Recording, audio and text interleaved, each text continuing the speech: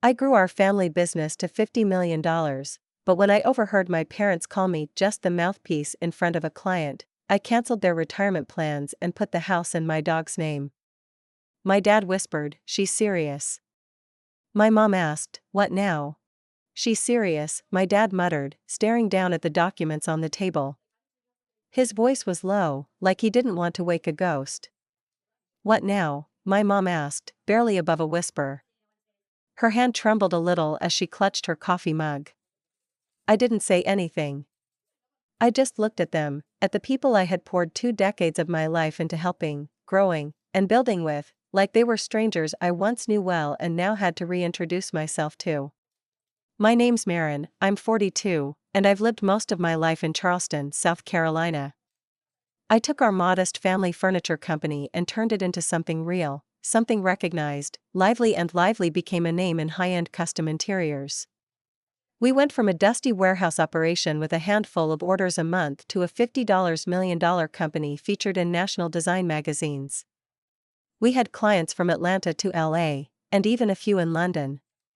I spearheaded everything: branding, operations, strategy, digital growth. My parents, Harlan and Sela, were the artisans. They always had the craftsmanship, but never the vision for scale. That was me. They used to joke about me being the CEO of charm, because I could talk to anyone: designers, investors, clients. But I never thought they actually believed that was all I was. Until I heard them say it. It was a random March evening. We'd just secured a huge contract with a boutique hotel chain expanding across the South. We went to dinner to celebrate, with the client, of course. I handled all the business details, walked them through the proposal, and discussed the deliverables. My parents talked about wood finishes and glazes when prompted, and mostly smiled through the meal. After dinner, I went to the restroom. On my way back, I overheard my mom chatting with the maitre d'. He must have complimented the company. "Oh, it's our daughter," she said. "She's just the mouthpiece. Harlan and I keep things grounded. She knows how to charm," my dad added. "But we keep it running." They both laughed. Casual, dismissive, like they were talking about a helpful intern.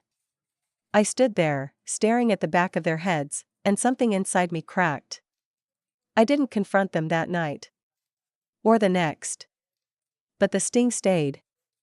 I thought about all the hours I'd spent building up their legacy. The things I gave up: relationships, vacations, children of my own. They never asked for that, sure. But they benefited from it, and never once, not once, gave me real credit for what I'd done. To them, I was their daughter who happened to be good at selling. Just the mouthpiece. I started planning that night. I was calm, surgical. No drama, no confrontations. Just restructuring. First came the trust fund. They had signed over their shares in the company 3 years earlier when I became majority owner, part of an estate and tax arrangement their lawyer recommended. I had control of the retirement funds. I canceled the transfer to the luxury retirement community in Asheville. The funds stayed in the business. Then I reviewed the deed to their house, the one I paid off in 2020 after refinancing some of the company's assets during COVID. Technically, it was a joint title then. I moved it into a land trust, which I controlled. The beneficiary? My golden retriever, Sybil. 8 years old, loyal, soft-eyed, completely unaware of the burden now placed upon her furry shoulders. They didn't find out all at once. I waited until the paperwork was done. Then I invited them over, sat them down at their own kitchen table, and handed them the documents. I explained everything. What I'd heard. What I'd done. And what it meant for them. No retirement in Asheville. No country club membership. No paid-for home. I wasn't kicking them out, they could still live there, but the title was no longer in their names. And they would now be responsible for their own retirement plans. It was quiet for a long time. My dad flipped through the paperwork with a kind of stunned reverence, like the pages might bite. My mom looked like someone had pulled the ground out from under her feet. She didn't cry. That would have made it easier. She just stared at me like she didn't recognize me anymore. They didn't argue. I think some of them knew they couldn't. Everything I said was true. They had assumed I'd just keep giving. That I'd stay grateful. That I'd keep working and honoring the past without needing acknowledgement for the present.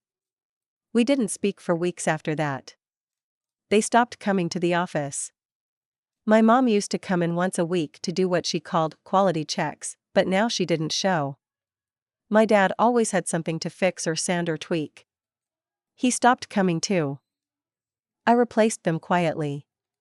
Hired an operations manager, a head of production.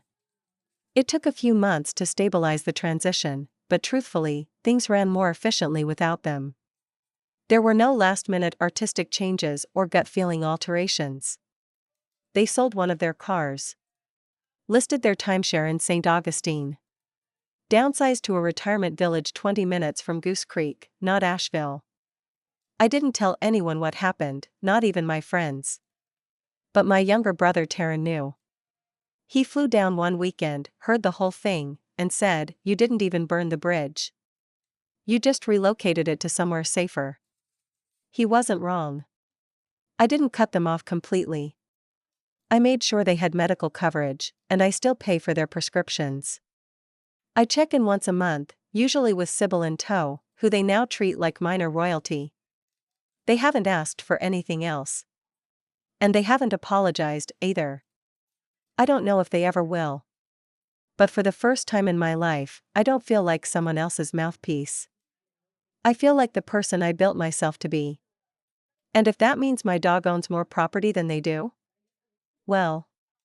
She's never underestimated me. The fallout wasn't sudden, it was like a slow fade, the kind where you're not sure if something is ending or just changing shape. After the confrontation, the company became quieter. Not in terms of volume, we were still booming, still making sales, still featured in design blogs and picked up by high-end architects. But the energy shifted. The office had always carried this undertone of family, our last name on the signage, my parents' framed photo from their wedding hanging near the break room, our old dog Lester's collar nailed above the back door like a lucky charm. Now, those things started to disappear, piece by piece. I didn't take them down. The staff did. Our marketing lead, Devin, asked me gently one afternoon, "Hey, would you be okay if we updated the office artwork? Just something more aligned with the rebrand?" I nodded. The photo came down that evening. Nobody commented on it. It wasn't like I had to explain anything. Everyone already knew, in that unspoken way close teams do, that something had shifted. And while no one ever said my parents had disrespected me, I saw it reflected in their posture, their quick glances when my name was mentioned. There was a new kind of respect, one I hadn't realized I was missing. But home was the harder part. Not their home, technically now Sybil's, but my own. I live in a renovated Craftsman in Mount Pleasant, close enough to the office but far enough from my childhood neighborhood that I didn't run into former neighbors or old teachers at the grocery store. And yet, somehow, even my walls felt tense. I'd walk through the door after long days and instead of peace, there was a kind of static in the air, like the decisions I'd made still hadn't quite settled inside me. I didn't regret it. But it wasn't satisfying either. Sybil, on the other hand, seemed completely unaffected. She took to visiting her house once a week with a sort of royal detachment. My parents would greet her like a child they were court-ordered to love. They bought her treats. They even kept a bed for her in the sunroom and called it the estate suite. I think they were trying to be funny, but it landed flat every time. We barely spoke. And when we did, the words were transactional. "Her food is in the bin by the back door." She scratched again. "You should ask the vet about her allergy shot. She doesn't like the neighbor's pug." They spoke to me like I was the assistant now. The irony wasn't lost on me. My brother tried to play peacemaker. He's 3 years younger, lives in Nashville, works in music production. He's the kind of guy who's naturally charming without trying, the one who always got away with things because he made everyone laugh during arguments. But even he struggled to make this rift funny. He said once on the phone, they're still not sure if it was a punishment or a message. Does it matter? I asked. He paused. No, but they'd be able to live with punishment. They're struggling with the idea that you meant to send a message and never clarified what it was. I think they heard me just fine, I said. But even as I said it, I wasn't completely sure. Was it punishment? Or was it a withdrawal of love? Maybe both. They'd never said thank you. Not once. Not when I took the company online. Not when I negotiated deals that quadrupled our reach. Not when I used my own savings to pay their medical bills or paid off their mortgage. Not even when I stepped up during my mom's stroke. Instead, they gave me nicknames like Chatterbox or CEO of Sweet Talk, and reminded me I hadn't gotten my hands dirty the way they did. I had, though. Just in a different way. There was a night that summer when I drove out to Folly Beach around 11 p.m. I parked near the pier and sat on the sand barefoot, letting the tide edge up over my toes while I stared out into the black ocean. I thought about my grandfather, who started lively in a garage with reclaimed timber. He used to say that good furniture lasted longer than the people who made it, and that's what made it sacred. He died when I was 15, but I still remember how he smelled like cedar chips and peppermint. Would he have seen me as just the mouthpiece too? Or would he have known I was the architect of what we became? I sat there until my jeans were soaked and cold and the tide nearly pulled one of my sandals into the sea. Eventually, I started talking to a therapist. It wasn't something I'd done before. I wasn't the talk-it-out type. But the heaviness had become more than just hurt, it was starting to feel like a burden I couldn't carry alone. She asked me questions I didn't have answers to. When did you first feel like you were working for love instead of earning it? What would it mean if they never saw you clearly? What would it look like to move forward, even if they never apologized? Those questions haunted me. They still do. Because the truth is, revenge, or justice, or self-protection, or whatever you want to call what I did, doesn't always come with a clean emotional payoff. Sometimes it just leaves a silence where there used to be noise. And I wasn't sure yet what I wanted to hear in that silence. Summer rolled into fall, and Charleston's heat finally gave way to something more bearable. The kind of crisp air that makes your porch feel like a sanctuary. I started spending more evenings outside, just sitting with Sybil, sipping tea, listening to the cicadas wind down as the days got shorter. It helped, in a small way. The business kept growing. We landed another contract with a design firm in Chicago, started getting attention from Canadian clients, and I was invited to speak at a sustainable manufacturing conference in Denver. I accepted, mostly because it felt like the right time to step into the spotlight professionally, on my own terms. At the conference, I was surrounded by people who didn't know me as a daughter or a legacy. Just as a founder. A woman who took a brand and multiplied it tenfold. For once, there were no ghosts in the room. No one looked at me with the eyes of someone who thought they built me. It felt good. And yet, on the plane home, I found myself staring out the window with a lump in my throat I couldn't quite explain. I wasn't sad. I wasn't angry. But something had settled in the back of my mind, a dull ache that no recognition or praise could quite cover. I had become exactly the woman I wanted to be. But I hadn't brought my family with me. And even if I had, would they have appreciated it? One Saturday morning in early November, my mom called. That, in itself, was strange. We didn't call anymore. Everything was short and functional. Her voice was small. "Your dad hurt his back again," she said. "He's being stubborn. Can you come by?" It wasn't a plea. It was an offering. The kind of peace branch you extend when you're too proud to say you need help, but still human enough to ask. I went. The house was just as I remembered it, too many knickknacks, the air smelling like coffee and lavender cleaner, classical music playing on low volume like always. My dad was lying on the couch with a heating pad and grimacing like a soldier from a war no one remembered. I told her it's fine, he said when I walked in, but she insisted. I didn't reply. I just nodded and crouched down to look at his posture, offered to help him sit upright, and reminded him politely that pretending pain wasn't real didn't make it go away. My mom made coffee. Real coffee. Not the pod stuff. That meant something. We sat at the table, the same one we had that conversation at months ago, though this time it was cluttered with newspaper clippings, a grocery list, and a half-finished crossword puzzle. She didn't bring up the trust. Or the house. Or the business. Instead, she asked, "Do you remember that time you tried to build a treehouse by yourself?" I blinked. In 3rd grade? You had that little plastic saw and 2x4s you got from the neighbor's trash. I smiled faintly. Yeah. It collapsed the second I put weight on it. She chuckled, but her eyes were glassy.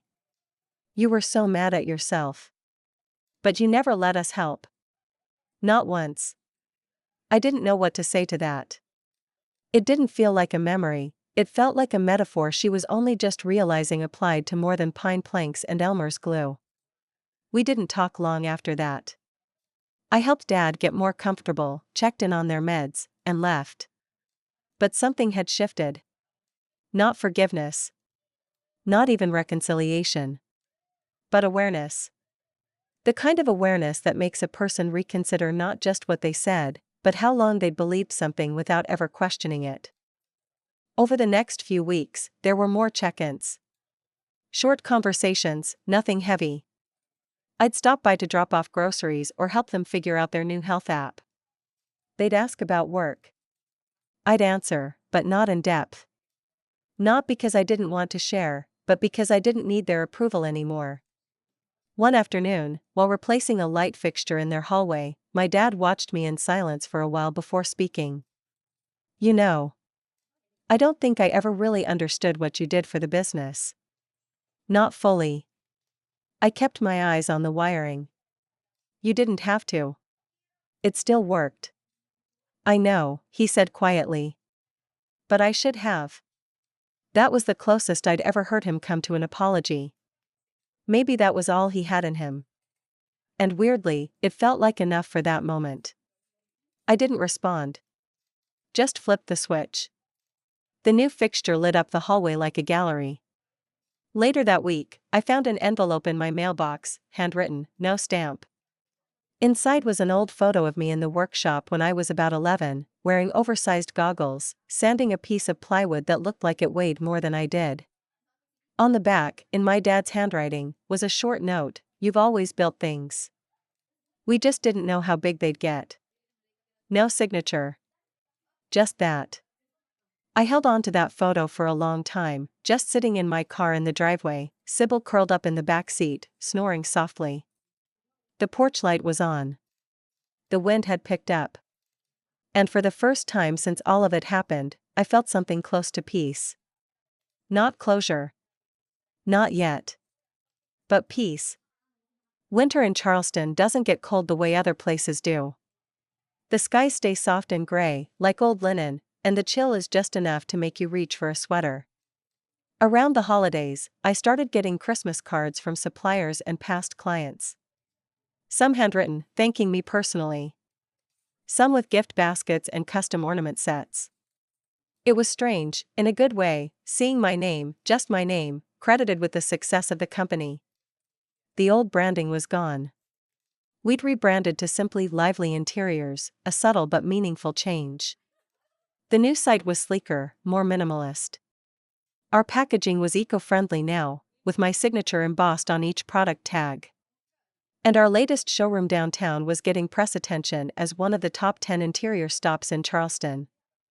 And through it all, my parents stayed quiet. Polite. Civil but quiet. They were still living in the house, technically Sybil's. They never questioned it again. I didn't charge them rent. They handled their own groceries and insurance. They learned to live within their own limits, something they hadn't done in years. But I wasn't done yet. I had one last card to play. Something that would drive the point home, not out of malice, but because I wanted the message to last longer than the sting.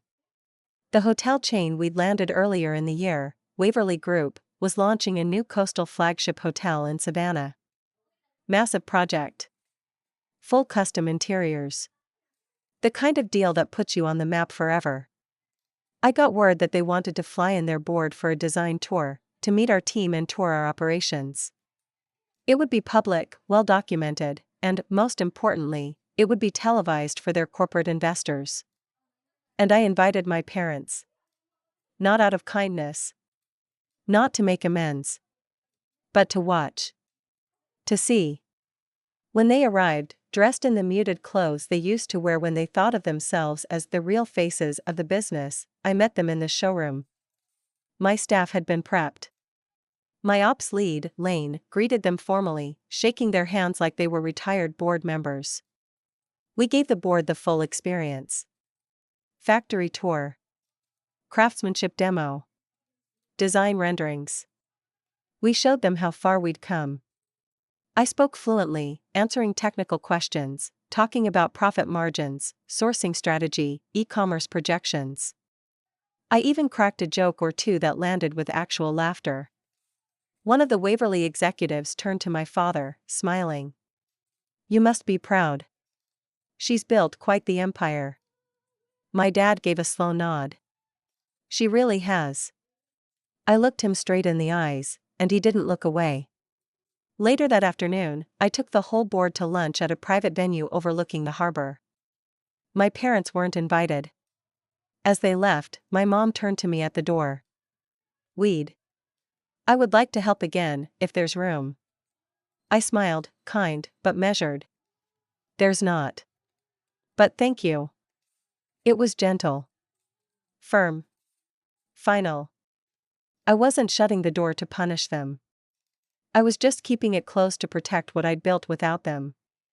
Because the truth was, I no longer needed to prove anything to them. I no longer needed their recognition. And I didn't need to forgive them in the traditional sense. The real revenge wasn't in taking anything away. It was thriving, so visibly, so powerfully, that they had to sit on the sidelines and watch. It was in making them realize that what they dismissed as just the mouthpiece had become the entire voice of the company. And it was in building a legacy that no one could ever again mistake as someone else's. As I walked out of the lunch that day, Sybil was waiting in the passenger seat of my car, head tilted, tail thumping.